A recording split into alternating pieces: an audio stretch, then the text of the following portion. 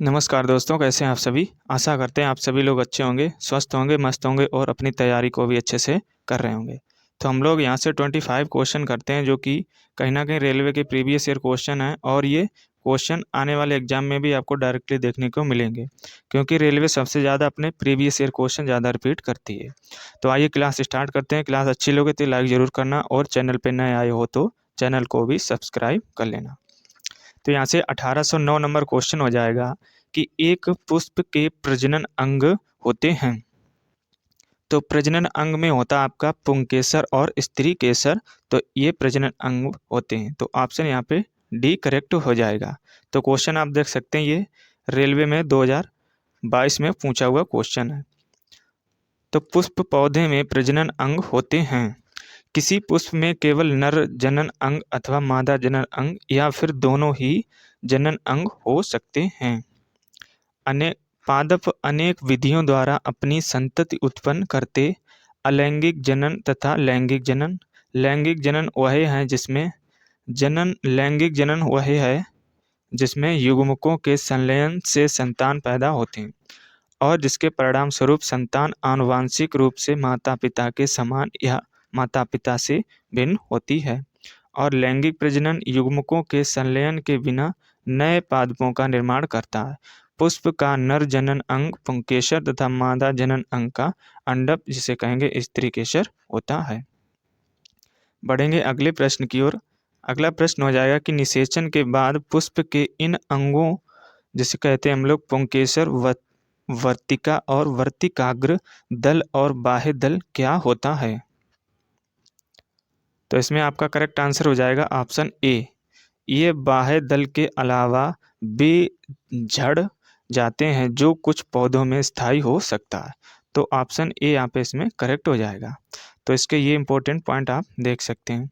निषेचन के बाद पुष्प के इन अंगों कौन कौन से हो जाएंगे, ये हो जाएंगे आपके पुंकेसर, वर्तिकाग्र और वर्तिका। बाह्य दल के अलावा वे झड़ जाते हैं जो कुछ पौधे में स्थायी हो सकता है। और निषेचन के पश्चात युग्म नज में अनेक विभाजन होते हैं तथा बीजांड में भ्रूण विकसित होता है और बीजांड से एक कठोर आवरण विकसित होता है तथा यह बीज में परिवर्तित हो जाता है।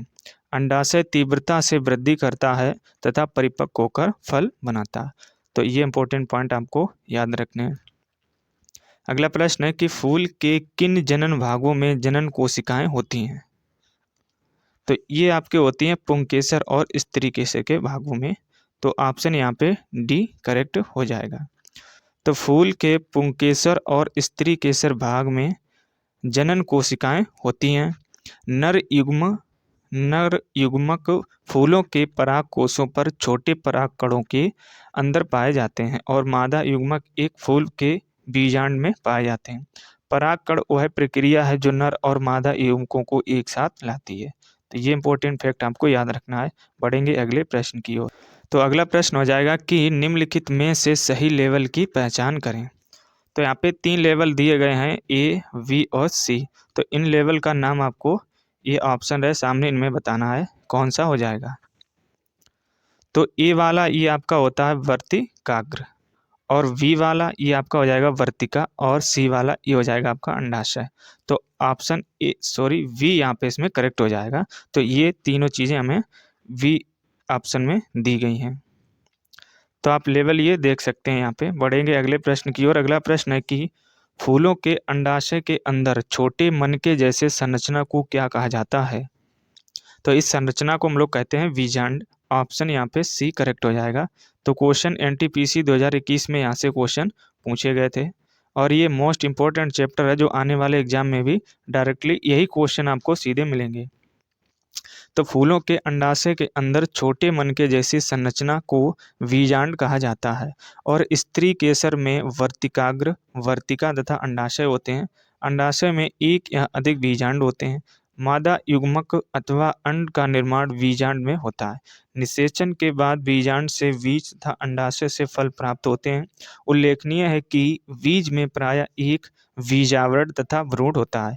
अपरा से उत्पन्न होने वाली दीर्घ बीजाणुघानी सामान्यतः बीजांड कहलाती हैं। तो इन इम्पोर्टेंट पॉइंट को याद रखना है। अगला प्रश्न हो जाएगा कि फूलों का एक मादा प्रजनन अंग है, तो ये आपका होता है स्त्री केसर। तो ऑप्शन यहाँ पे डी करेक्ट हो जाएगा। तो स्त्री केसर जिसे हम लोग अंडप कहते हैं, यह फूल का एक मादा प्रजनन अंग होता है और कुछ पौधों में जयांग एक अंडप अथवा एक से अधिक अंडकों का बना होता है और प्रत्येक अंडक या स्त्री केसर में अंडाशय वर्तिकाग्र तथा वर्तिका होती है। तो अगला प्रश्न हो जाएगा कि अंडप का एक भाग नहीं है। तो यहाँ से अंडप का एक भाग नहीं है, ये आपको बताना है। तो ये हो जाएगा आपका पुंकेसर। तो ये आपका अंडप का भाग नहीं होता है। तो ऑप्शन सी यहाँ पे करेक्ट हो जाएगा। अगला प्रश्न हो जाएगा कि निम्नलिखित में से कौन सा फसली पौधों के लिए प्रयुक्त सूक्ष्म पोषक तत्व है। तो ये हो जाएगा आपका आयरन। तो ऑप्शन डी यहाँ पे इसमें करेक्ट हो जाएगा। तो फसली पौधों के लिए ये आपका आयरन प्रयुक्त सूक्ष्म पोषक तत्व हो जाएगा। और पौधों के विकास के लिए आपका 17 पोषक तत्वों की आवश्यकता होती है और इनमें कुछ अधिक तो कुछ सूक्ष्म मात्रा में प्रयुक्त होते हैं। आयरन एक सूक्ष्म पोषक तत्व है। यह पौधों के विकास में सहायक होता है और इसके अतिरिक्त जस्ता, तांबा, निकेल, मैग्नीज, बोरान, क्लोरीन तथा मॉल्डिडेटम ये पौधे के लिए आवश्यक पोषक तत्व हो जाएंगे। बढ़ेंगे हम लोग अगले प्रश्न की ओर। अगला प्रश्न हो जाएगा कि ये पुंकेसर के भाग हैं, तो इन 4 ऑप्शन में बताना है कि कौन कौन से पुंकेसर के भाग होते हैं। तो आपका परागकोश और पुतंतु ये आपके पुंकेसर के भाग होते हैं। तो ऑप्शन वी यहाँ पे इसमें करेक्ट हो जाएगा। और पुष्प के आपके मुख्यतः 4 भाग होते हैं। जैसे आपका हो जाएगा वाहे दलपुंज, और सेकंड आपका हो जाएगा दलपुंज, थर्ड आपका हो जाएगा पुमंग और फोर्थ आपका हो जाएगा जायांग। तो ये 4 भाग आपके पुष्प के होते हैं। वहीं आपका पुमंग या एवं जायांग ये पुष्प के वास्तविक जनन भाग होते हैं और पुमंग नर अंगों से बना होता है जो पुष्प का वास्तविक नर भाग होता है। और प्रत्येक नर अंग पुंकेसर कहलाते हैं और जिनके आपके 3 भाग होते हैं। कौन कौन से? ये हो जाएंगे आपके पुतंतु और परागकोश और योजी, या जिसे हम लोग कहते हैं कनेक्टिव। तो ये 3 भाग आपके किसके होते हैं? पुंकेसर के। वहीं आपका तंतु पुतंतु पतला सूत्रनुमा भाग होता है जो पुंकेसर को पुष्पासन से जोड़ता है और पुंकेसर में एक द्विपालिका रचना होती है जिसे परागकोश कहते हैं। जबकि आपका जायांग पुष्प का वास्तविक मादा भाग होता है। प्रत्येक मादा अंग स्त्री केसर या अंडप कहलाता है जिसके अंतर्गत अंडाशय, वर्तिका एवं वर्तिकाग्र आते हैं। तो इन फैक्ट को जरूर नोट डाउन करते रहना, ये मोस्ट इंपॉर्टेंट फैक्ट हैं। इन फैक्ट से भी आपके एग्जाम में क्वेश्चन बने हुए हैं, तो इसलिए ये आने वाले एग्जाम में भी यहाँ से बनने की चांस रहेंगे। अगला प्रश्न हो जाएगा कि एक लिंगी पुष्प है, तो इसमें आपको बताना है एक लिंगी पुष्प कौन सा हो जाएगा। तो ये हो जाएगा आपका पपीता। तो ऑप्शन ए यहाँ पे इसमें करेक्ट हो जाएगा।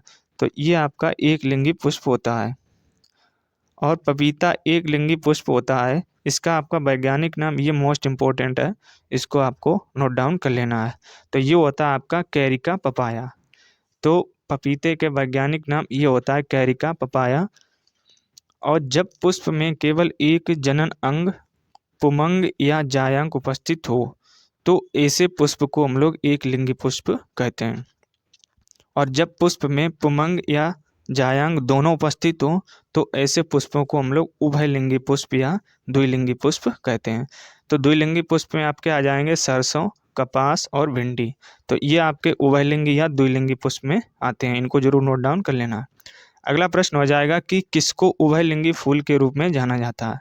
तो अभी हम लोगों ने ऊपर पढ़ा था, तो ये आपका हो जाएगा आपका सरसों। तो यहाँ से देख सकते हैं अभी हम लोगों ने ये नोट डाउन कराए थे। इसीलिए हम लोग कहते हैं कि जो भी आपके मोस्ट इंपॉर्टेंट जो फैक्ट होते हैं उनको हम बोल देते हैं कि इसे नोट डाउन कर लें, तो उसे नोट डाउन जरूर करें क्योंकि ये आपके एग्जाम में डायरेक्टली यहाँ से क्वेश्चन बने हुए हैं। अगला प्रश्न हो जाएगा कि एक उभयलिंगी पुष्प होता है। तो उभयलिंगी या द्विलिंगी पुष्प ये आपका होता है सरसों। तो ऑप्शन सी करेक्ट हो जाएगा। वहीं आपका पपीता ये आपका होता है एक लिंगी, इसको भी याद रखना है साथ में। अगला प्रश्न हो जाएगा कि फूल के नर प्रजनन भागों को क्या कहा जाता है।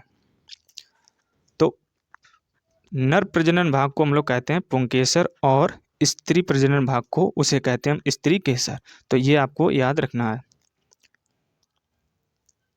तो यहाँ से अभी हम लोग इसको डिस्कस भी कर चुके थे। आगे बढ़ेंगे हम लोग अगले प्रश्न की ओर। अगला प्रश्न है कि फूलों के हिस्से जिस जिस आधार पर उपस्थित होते हैं उसे क्या कहते हैं।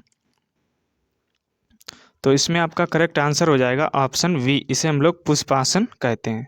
तो यहाँ से भी क्वेश्चन आप देख सकते हैं कि रेलवे ग्रुप डी में 2018 में क्वेश्चन पूछे गए थे। हम लोग इसके फैक्ट समझेंगे। तो फूल का हिस्सा जिस आधार पर उपस्थित होता है उसे हम लोग पुष्पासन कहते हैं। और यदि यह फल बनाने में भाग लेते तो इसे फूलों को असत्य फल कहते हैं। जैसे आपका हो जाएगा सेब में पुष्पासन फल बनाने में भाग लेते हैं। जब फल बनाने में पुष्प का केवल अंडाशय भाग ही लेता है तो इसे हम लोग फल असत्य या सत्य फल कहते हैं। तो ये फैक्ट आपको याद रखने हैं। अगला प्रश्न हो जाएगा कि परागकण किस में पाए जाते हैं। तो ये मुख्यतः आपके पराग कोश में ही पाए जाते हैं। तो ऑप्शन सी करेक्ट हो जाएगा। एलिफेंट टेक्नीशियन में भी यहाँ से क्वेश्चन पूछे गए थे। तो पुष्प में नर जनन संरचनाओं को पुमंग कहते हैं। पुमंग पुंकेसरों से मिलकर बनता है और पुंकेसर फूल के नर प्रजनन अंग होते हैं। इनके मुख्यतः 3 भाग होते हैं, तंतु, परागकोश एवं योजी। तो ये 3 भाग आपके किसके, पुंकेसर फूल के होते हैं। वहीं आपका परागकोश में ये परागकण पाया जाता है, इसको भी याद रखना। अगला प्रश्न हो जाएगा कि इनमें से कौन सा उभयलिंगी फूल है। तो उभयलिंगी को ही हम लोग द्विलिंगी कहते हैं। तो ये होता है आपका सरसों। तो क्वेश्चन आप देख सकते हैं कि रेलवे का कोई भी एग्जाम ऐसा नहीं छूटा है सिंगल भी जहाँ पे इस क्वेश्चन को आपका पूछा ना गया हो। तो इसीलिए हम लोग कहते हैं कि रेलवे का कोई भी एग्जाम हो और कोई भी क्वेश्चन हो, किसी भी एग्जाम में पूछा गया हो, तो ये आप मान के मत चलना कि ये मेरे एग्जाम में नहीं आया। अगर रेलवे ने अपने एग्जाम में किसी भी एग्जाम में पूछा है तो हो सकता है कि वो आपके एग्जाम में भी आने के चांस रहें। तो यहाँ से इसके इम्पोर्टेंट फैक्ट हो जाएंगे। उभयलिंगी पुष्प और एकलिंगी पुष्प क्या होते हैं, ये टेबल आप देख सकते हैं। तो उभयलिंगी पुष्प जिस पुष्प में नर तथा मादा ही उपस्थित होते हैं उन्हें हम लोग ब्रेसिकेसी कुल के पौधे कहते हैं। वहीं आपका एकलिंगी तो वे पुष्प जिनमें केवल नर या मादा उपस्थित होते हैं तो उन्हें हम लोग एकलिंगी कहते हैं। तो ये इसके एग्जाम्पल हो जाएंगे कुकुरबिटेसी कुल के पौधे। तो यहाँ पे ये टेबल इसको नोट डाउन जरूर कर लेना, ये मोस्ट इम्पोर्टेंट है। जैसे पौधे आपके हो जाएंगे सरसों, तो ये किस कुल का होता है, तो ये ब्रेसिसेंकी कुल का हो जाएगा और ये द्विलिंगी होता है। तरबूज ये कुकुरबिटेसी संघ का है और एकलिंगी होता है। खीरा तो ये भी कुकुरबिटेसी और एकलिंगी हो जाएगा। पपीता ये कैरिकेसी और एकलिंगी हो जाएगा। तो ये 4 आपको जो नोट डाउन कर लेना, इन 4 से देख लेना आप एग्जाम में कहीं ना कहीं क्वेश्चन देखने को मिलेगा। अगला प्रश्न हो जाएगा मोस्ट इम्पोर्टेंट, निम्नलिखित में से कौन पुष्प के मध्य में उपस्थित होता है। तो ये होता है आपका कार्पेल, ऑप्शन सी करेक्ट हो जाएगा। क्वेश्चन देख सकते हैं रेलवे ने 2 बार एलिफेंट टेक्नीशियन में रिपीट किया क्वेश्चन है और इस बार इस क्वेश्चन के आने के चांस ज़्यादा रहेंगे। मोस्ट इम्पोर्टेंट मार्क करके ही चलना इसको। तो आवृतबीजी पौधों में पुष्प एक विशिष्ट लक्षण है और एक संपूर्ण पुष्प के 4 अंग होते हैं जिन्हें क्रमशः वाहिदल, दलपुंज और पुमंग तथा जायांग कहते हैं। और जायांग जिसे मादा जनन तंत्र कहते हैं, ये आपको स्टार डाल के लिख लेना है। तो क्वेश्चन यहाँ से पूछा भी जाता है कि मादा जनन तंत्र का भाग है, तो ये हो जाएगा आपका जायांग और पुष्प के मध्य में यह पाया जाता है। तो ये भी नोट डाउन कर लेना। तो यहाँ पे पुष्प भाग और उनकी इकाइयाँ आपको दी गई हैं, तो ये टेबल भी आपको बना लेनी है। बढ़ेंगे अगले प्रश्न की ओर। अगला प्रश्न है कि एक फूल के प्रजनन का भाग कौन सा है। तो फूल के प्रजनन का भाग ये होता है, एक तो आपका पुंकेसर और कार्पेल। तो ये 2 हो जाएंगे, ऑप्शन ए यहाँ पे इसमें करेक्ट हो जाएगा। तो किसी फूल के प्रजनन का प्रमुख भाग पुंकेसर और कार्पेल से होते हैं। पुमंग तथा जायांग ये पुष्प के वास्तविक जनन अंग कहलाते हैं और पुमंग नर का जबकि जायांग ये मादा जनन का अंग होता है। तो ये मोस्ट इम्पोर्टेंट पॉइंट है, इसको जरूर नोट डाउन कर लेना। बढ़ेंगे अगले प्रश्न की ओर। अगला प्रश्न यहाँ पे हो जाएगा कि प्रजनन के लिए फूलों में आवश्यक अंग कौन सा है। तो ये अंग आपका हो जाएगा पुंकेसर और स्त्रीकेसर। अभी हम लोग इसको डिस्कस भी कर चुके ऊपर। तो ऑप्शन वी यहाँ पे इसमें करेक्ट हो जाएगा। अगला प्रश्न हो जाएगा कि पुष्प में स्त्री केसर के शीर्ष भाग को क्या कहा जाता है। मोस्ट इंपॉर्टेंट क्वेश्चन है ये, 2019 में आरआरबी जेई में यहाँ से पूछा हुआ क्वेश्चन है। तो इसे हम लोग कहते हैं वर्तिकाग्र या स्टिग्मा। तो ऑप्शन डी इसमें करेक्ट हो जाएगा। तो पुष्प के स्त्री केसर शीर्ष भाग को वर्तिकाग्र कहते हैं। अगला प्रश्न है कि पुष्पों का मादा जनन अंग कहलाता है। तो इसे हम लोग कहते हैं कार्पेल। तो ये क्वेश्चन हम लोग ऊपर डिस्कस कर चुके थे, तो इसीलिए हम लोग एक क्वेश्चन के जो भी फैक्ट होते हैं उनको भी डिस्कस कर चुके थे। और ये क्वेश्चन ये उन्हीं फैक्ट से रिलेटेड क्वेश्चन बने हुए एग्जाम में। तो पुष्प के समस्त अवयवों के मध्य में एक विशेष संरचना होती है और यह जायांग कहलाती है। कुछ पौधों में जायांग एक अंडक तथा कुछ पौधों में जायांग एक से अधिक अंडकों से मिलकर बनता है और ये सभी उस पुष्प के मादा प्रजनन भाग कहे जाते हैं और ये मुख्यतः 3 भाग में पाए जाते हैं। तो ये 3 भाग हो जाएंगे। ऊपर का भाग इसे हम लोग कहते हैं वर्तिकाग्र, मध्य का भाग जिसे हम लोग कहेंगे वर्तिका और नीचे का भाग जिसे हम लोग कहते हैं फूला हुआ भाग या अंडाशय। तो ये 3 भाग आपके होते हैं। अगला प्रश्न हो जाएगा कि पौधों का नर प्रजनन अंग है। तो ये होता है आपका पुंकेसर। तो ऑप्शन यहाँ पे डी इसमें करेक्ट हो जाएगा। तो ये पुंकेसर ये नर प्रजनन अंग का प्रजनन अंग ये होता है, तो इसको याद रखना है। तो यहाँ से रिलेटेड भी हम लोग क्वेश्चन पीछे इसके फैक्ट भी कर चुके थे। अगला प्रश्न हो जाएगा कि निम्नलिखित में से कौन सा भाग वानस्पतिक जनन में हिस्सा नहीं लेता है। तो ये बताना, ये इम्पोर्टेंट क्वेश्चन हो जाएगा। तो ये जो फूल होता है ये आपका वानस्पतिक जनन हिस्सा नहीं होता है। तो ऑप्शन डी यहाँ पे इसमें करेक्ट हो जाएगा। हम लोग इसके फैक्ट समझेंगे। तो इसके इम्पोर्टेंट फैक्ट हो जाएंगे कि पौधों के निम्नलिखित भागों में फूल वानस्पतिक जनन में हिस्सा नहीं लेता है। वहीं आपका वानस्पतिक जनन एक प्रकार का अलैंगिक जनन है जो वनस्पतियों में होता है और इस जनन प्रक्रिया में बिना बीज या बीजाणु के ही नई वनस्पति पैदा होती है। वनस्पतिक जनन में कोई वानस्पतिक भाग जैसे आपका हो जाएगा जड़, तना अथवा पत्ती, ये नए पेड़ की उत्पत्ति करता है और जनक पौधों से अलग होकर एक नया जीवन प्रारंभ करता है। और ये इसके 2 भाग होते हैं। पहला भाग हो जाएगा प्राकृतिक, दूसरा हो जाएगा आपका कृत्रिम। तो अब हम लोग बढ़ेंगे एक नए चैप्टर की ओर जिसका नाम हो जाएगा फल या बीज। तो यहाँ से भी आपके एग्जाम में क्वेश्चन बनते हैं, तो हम लोग एक एक करके यहाँ से भी देखेंगे। तो इसमें आपका क्वेश्चन हो जाएगा कि निम्नलिखित में से बीज अंकुरण के दौरान आगामी प्ररोह में विकसित होते हैं। तो ये होते हैं आपके प्रांकुर। ऑप्शन वी करेक्ट यहाँ पे हो जाएगा। तो वनस्पतियों का वह भाग जिससे पत्तियां, शाखाओं आदि का अंकुरण आरंभ होता है उसे हम लोग प्रांकुरण कहते हैं और ये आगामी प्ररोह में विकसित होते हैं। बीज का अंकुरण होने पर पौधे के प्रथम पत्ते में बीजपत्र कहलाते हैं। तो ये इंपॉर्टेंट फैक्ट हो जाएंगे। अगला प्रश्न हो जाएगा कि बीज के 3 भाग होते हैं। तो कौन कौन से भाग हो जाएंगे। तो ये आपके होते हैं बीजपत्र, मूलांकुर और प्रांकुर। तो ऑप्शन वी यहाँ पे इसमें करेक्ट हो जाएगा। तो ये 3 भाग आपके बीज के होते हैं। अगला प्रश्न है कि पौधे भविष्य के लिए खाद्य को बीज के किसमें संग्रहित करते हैं। तो ये संग्रहित करते हैं आपके कोटिलेडोन में। तो ऑप्शन सी यहाँ पे इसमें करेक्ट हो जाएगा। तो पौधे आपके बीज ये कोटिलेडोन में संग्रहित करते हैं और बीजांड से बीज का निर्माण होता है। पौधे भाग को बीज के बीज पत्रों में संग्रहित करते हैं। उल्लेखनीय है कि निषेचन के बाद बीजांड से बीज बन जाते हैं और बीज में प्रायः एक बीजावृत तथा भ्रूण होता है। भ्रूण में एक मूलांकुर, एक भ्रूणीय अक्ष तथा एक गेहूं या मक्का अथवा 2 चना या मटर बीजपत्र होते हैं। तो इनको याद रखना है। बढ़ेंगे हम लोग अगले प्रश्न की ओर। अगला प्रश्न है कि पौधे के बीज में एक खाद्य भंडार के रूप में कार्य करता है। तो इसे हम लोग कहते हैं बीज पत्र, यही आपका कार्य करता है। ऑप्शन बी इसमें करेक्ट हो जाएगा।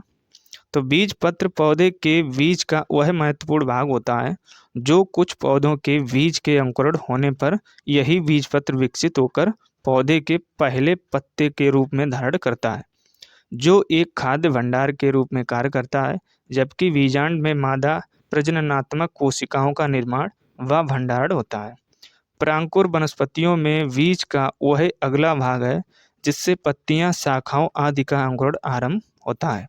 और बीज के जमने के समय जो भाग मूलज या मूलांकुर से निकलता है उसे हम लोग जड़ कहते हैं। तो इसको भी नोट डाउन कर लेना। अगला प्रश्न है कि टमाटर क्या है। तो टमाटर ये एक प्रकार का आपका फल होता है। तो यहाँ पे ऑप्शन बी करेक्ट हो जाएगा। और 2016 में एनटीपीसी में यहाँ से क्वेश्चन पूछा गया था। तो टमाटर एक प्रकार का आपका फल होता है और टमाटर खाने वाला भाग फल, वित्ती और बीजांडसन होता है। इसका आपका वानस्पतिक नाम, ये मोस्ट इम्पॉर्टेंट है, इसको याद रखना और नोट डाउन भी कर लेना। इसका नाम होता है सोलनम लाइकोपर्सिकम। तो ये इसका वानस्पतिक नाम मोस्ट इम्पॉर्टेंट है, इसको नोट डाउन कर लेना। और इसकी उत्पत्ति दक्षिण अमेरिका में हुई थी। टमाटर में लाइकोपिन नामक वर्णक पाया जाता है। Most important of GS question. तो ये जीएस के लिए मोस्ट इम्पॉर्टेंट क्वेश्चन है कि टमाटर में लाइकोपिन नामक वर्णक पाया जाता है या इसी के कारण टमाटर का लाल रंग होता है। तो ये मोस्ट इम्पॉर्टेंट क्वेश्चन है जो जीके में डायरेक्टली पूछा जाता है। अगला प्रश्न है कि इनमें से किसे सामान्यतः फल के रूप में प्रयोग नहीं किया जाता है। तो आपका टमाटर को ही हम लोग फल के रूप में, यहाँ पे है कि इनमें से किसे सामान्यतः फल के रूप में प्रयोग नहीं किया जाता है। तो यहाँ पे क्वेश्चन अभी हम लोग पढ़े थे कि टमाटर एक फल है और अगला प्रश्न है कि फल के रूप में प्रयोग नहीं किया जाता है।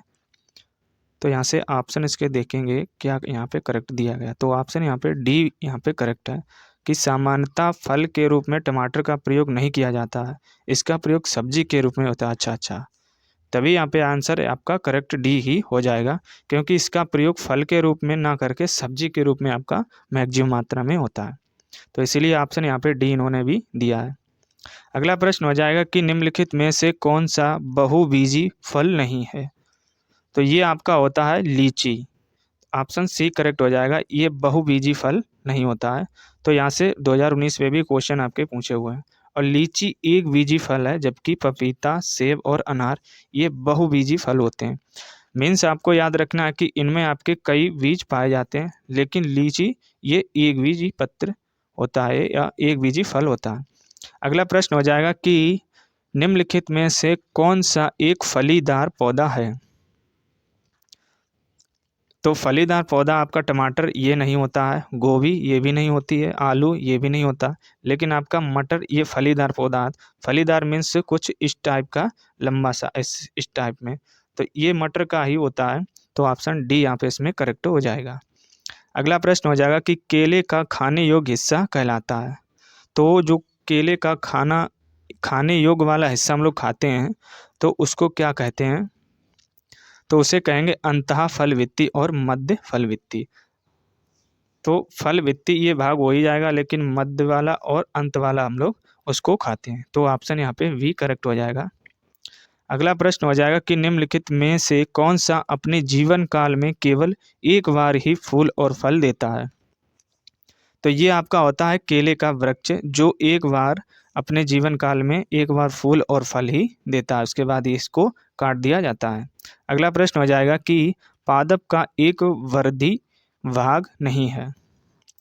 तो ये आपका होता है पत्ती भी होती है, जड़ भी होती है, तना भी होती है, लेकिन आपका फल ये वर्धी भाग नहीं होता। इसको याद रखना है और कहीं नोट डाउन भी कर लेना है। चलिए बढ़ेंगे, इसके इंपॉर्टेंट ये फैक्ट हो जाएंगे, इनको आप पढ़ लेना। चलिए बढ़ेंगे सीधे अगले प्रश्न की ओर। अगला प्रश्न हो जाएगा कि पादपों में परांकुर कहाँ पाया जाता है। तो ये मूलतः आपके बीज में पाया जाता है। हम लोगों ने कई बार इस क्वेश्चन को भी पढ़ लिया है।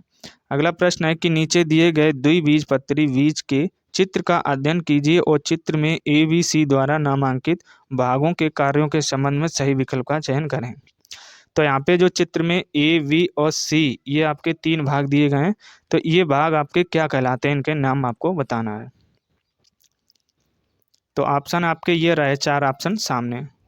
तो इनमें आपका आंसर ए करेक्ट हो जाएगा। ए प्रभावी प्रहर मूल और बी भोजन का संग्रह करता है और सी आपका भावी मूल। ये 3 भाग ये मुख्यतः हो जाएंगे। अगला प्रश्न हो जाएगा कि पादपों में प्रांकुर कहाँ पाया जाता है। तो ये मुख्यतः आपके बीज में पाया जाता है। ये रेलवे का रिपीट किया हुआ क्वेश्चन है। और फ्रेंड्स वीडियो अच्छा लग रहा हो तो लाइक ज़रूर करना, और चैनल पे नए जुड़ रहे हो तो चैनल को भी सब्सक्राइब कर देना, क्योंकि एक लाइक और सब्सक्राइब ही है जो हमें आगे मोटिवेट रखता है। तो इसके इंपॉर्टेंट फैक्ट हो जाएंगे कि पादपों में प्रांकुर बीज में पाया जाता है। वहीं आपका प्रांकुर बोर्ड का एक भाग होता है जो बीज से निकलता है और पौधे के